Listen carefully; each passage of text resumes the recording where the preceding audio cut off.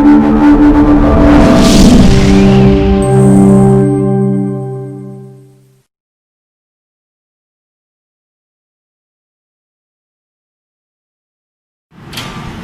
वालेकुम क्लास। आज हमने 4th चैप्टर शुरू करना है। 4th चैप्टर क्या है? सेल्स एंड टिश्यूज़ के बारे में, क्योंकि इससे पहले हमने 1st चैप्टर पढ़ा था, 5th चैप्टर पढ़ा था, लेकिन 4 नहीं पढ़ा था। तो अब 4th चैप्टर स्टार्ट करते हैं। 4th चैप्टर है सेल्स एंड टिश्यू। तो हम ये पोर्शन का नाम भी है सेल बायोलॉजी। अगर आपने शुरू में सारे पोर्शंस देखे हों तो हम पहला जो 3 चैप्टर्स हैं वो एक टॉपिक से रिलेटेड हैं, सेल बायो का इंट्रोडक्शन है उसके अंदर। फिर उसके बाद नेक्स्ट जो 4, 5, 6 और 7 चैप्टर है ये सेल बायोलॉजी है। आपने फर्स्ट चैप्टर में पढ़ा था सेल बायोलॉजी जो है वो क्या है। इसमें हम सेल्स के बारे में पढ़ते हैं, सेल्स के अंदर ऑर्गेनेल्स पढ़ेंगे, सेल्स से मिलकर क्या बनता है, सेल्स के अंदर क्या होता है, सेल्स काम कैसे करते हैं।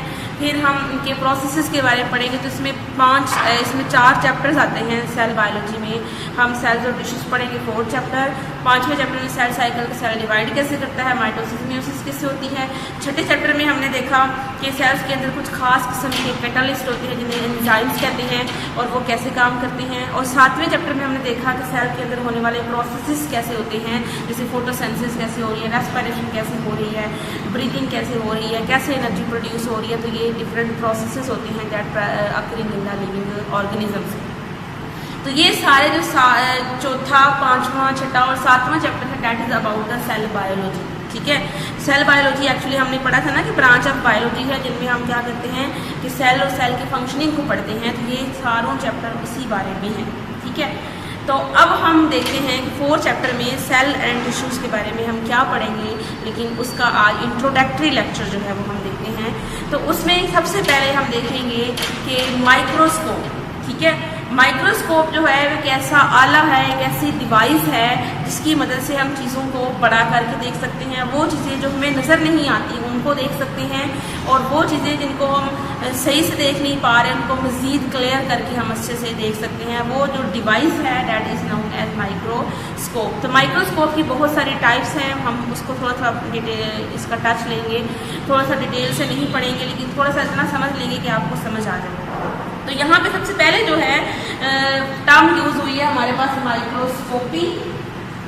अगर हम माइक्रोस्कोप के बारे में स्टडी कर रहे हैं, माइक्रोस्कोप को सीख रहे हैं, तो माइक्रोस्कोप का यूज़ कर रहे हैं that is known as microscopy. तो ये एक शॉर्ट सी डेफिनेशन अक्सर पेपर में आती है। तो use of microscope is called microscopy.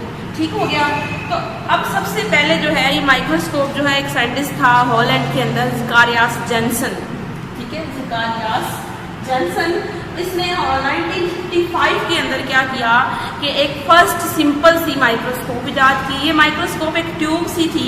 ठीक है, एक लंबी सी ट्यूब थी, उसके एक साइड पे एक लेंस था, दूसरा दूसरा लेंस था। तो वो जब चीज़ों को देखता था तो वो चीज़ें बड़ी होकर दिखाई देती थी नॉर्मल साइज से।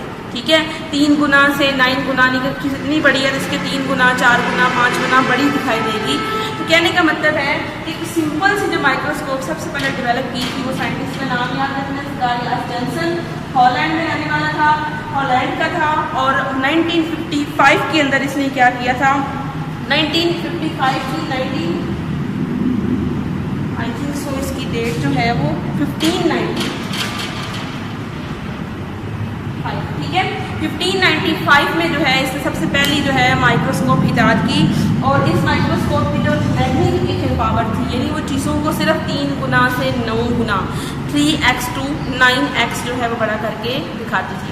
तो अगर माइक्रोस्कोप भी बहुत डिटेल से पढ़ें तो ये बहुत ही एक जो इतनी मतलब वसी किस्म की टर्म है, हम इसे बहुत डिटेल से पढ़ सकते हैं, लेकिन यहाँ पर हम शॉर्ट सा इंट्रोडक्शन ले रहे हैं माइक्रोस्कोप का।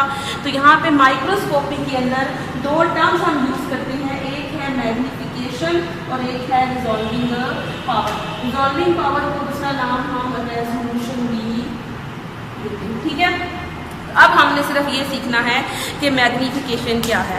मैग्नीफिकेशन क्या है, किसी भी ऑब्जेक्ट, कुछ छोटा सा अगर ऑब्जेक्ट है आपके पास, उसको कोई ऐसी चीज़ जो उसको वो पावर जो क्या करे, उसको कितने गुना बड़ा कर सकती है। यानी एक चीज़ अगर आपके पास एक डॉट है ये वाला, इस डॉट को वो चीज़, वो डिवाइस है माइक्रोस्कोप, उसको कितने गुना बड़ा कर सकती है, उसके अपेरेंट साइज में कितना इजाफा कर सकती है। जितना इजाफा होगा वो उसकी मैग्नीफिकेशन होगी, मैग्नी बड़ा होना, ठीक है। उसके अपेरेंट साइज में जो इजाफा है वो उसकी मैग्नीफिकेशन कहलाती है। तो क्या डेफिनेशन है इसकी? An increase in apparent size of an object is called its magnification. किसी चीज़ का सामने आपको नज़र आ रहा है साइज, उसमें जो चेंज आया है, उसमें जो थोड़ा एक चीज़ अगर आपको इतनी सी दिखाई दे रही है, जब आप माइक्रोस्कोप में देखेंगे तो वो आपको इतनी दिखाई दे, तो वो उसकी इतनी दिखाई देगा, उसे मेजर कर लेंगे, वो उसकी मैग्नीफिकेशन पावर होगी, ठीक है। इसी तरह से हमारे पास दूसरी टर्म है रिजॉल्विंग पावर या रेजोल्यूशन। रेजोल्यूशन और रिजॉल्विंग पावर चीज़ों में, उसमें तो चीज़ को बड़ा करके माइक्रोस्कोप दिखा रही थी ना, अब इसमें क्या है कि वो चीज़ इतनी बड़ी भी हुई है और क्लियर भी हुई है। यानी अगर आप एक चीज़ को देख रहे हैं बड़ी होती चली जाए, तो हम तस्वीरों को जूम करते हैं। अगर आपने बहुत दूर से एक पिक्चर ली हुई है, आप छत पे खड़े हैं और आपने बहुत दूर से किसी खेत की, किसी साइड की पिक्चर ली है, अब उसे जूम करते हैं, पिक्चर को जब ले लेते हैं तो जो आप जूम करते जाएंगे तो आपको वो धुंधली होती दिखाई देगी, ठीक है, उसकी क्लैरिटी कम होती चली जाएगी, ठीक है। इसी तरह से अगर कोई चीज़ आप माइक्रोस्कोप के नीचे देख रहे हैं, जितना बड़ा होता जाए तो हो सकता है वो क्लियर ना हो। तो जब तक जितनी वो चीज़ को क्लियर करके दिखाएगी ना, उस माइक्रोस्कोप की उतनी रिजॉल्विंग पावर होगी। अगर वो जितना ज़्यादा क्लियर करेगी वो उतनी रिजॉल्विंग पावर अच्छी होगी, वो अच्छी टाइप की माइक्रोस्कोप होगी। अगर जितनी जल्दी धुंधला हो जाएगी चीज़, वो क्या होगी, मतलब बड़ी तो हो रही है लेकिन साथ साथ क्लियर नहीं हो रही, तो वो उसकी जो रिजॉल्विंग पावर है वो कम हो जाएगी, ठीक है।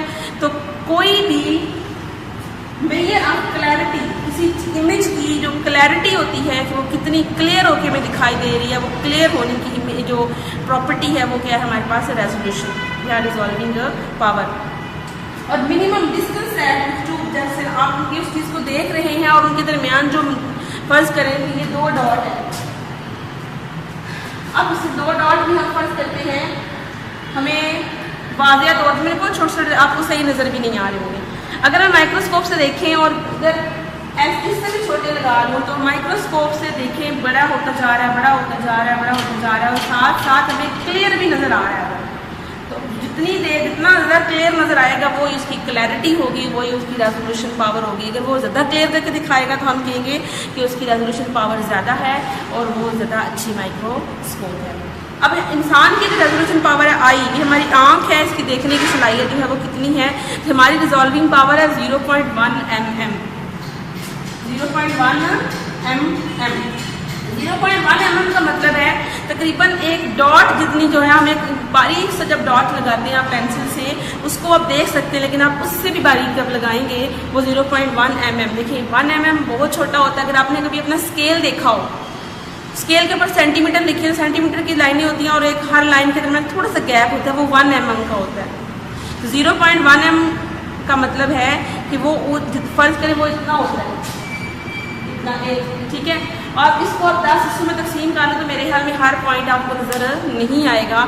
तो वो जो साइज़ होता है वो 0.1 mm। तो आप तकरीबन एक बारीक से डॉट के जितना साइज़ होता है वो आपकी आंख देख सकती है। तो उससे भी छोटी कोई चीज़ जैसे माइक्रो ऑर्गेनिजम्स हैं उनको आप नहीं देख सकेंगे, यानी क्योंकि आपकी रिजॉल्विंग पावर इतनी नहीं है। हाँ, जब हम अपनी आंख के सामने लेंस लगाएंगे या हम कोई ऐसी माइक्रोस्कोप यूज़ करेंगे तो वो चीज़ हमें नज़र आएगी, लेकिन फिर उनकी पावर हम बढ़ा लेते हैं किसी माइक्रोस्कोप के यूज़ से, ठीक है। तो ये था रिजॉल्विंग पावर और मैग्नीफिकेशन। इसके बाद हम लाइट माइक्रोस्कोप पढ़ेंगे, 2 माइक्रोस्कोप की टाइप्स पढ़ेंगे। एक है हमारे पास लाइट माइक्रोस्कोप और एक है हमारे पास इलेक्ट्रॉन माइक्रोस्कोप। इनको हम नेक्स्ट सेक्शन में पढ़ेंगे, ठीक है। टेक केयर, अल्लाह हाफ़िज़।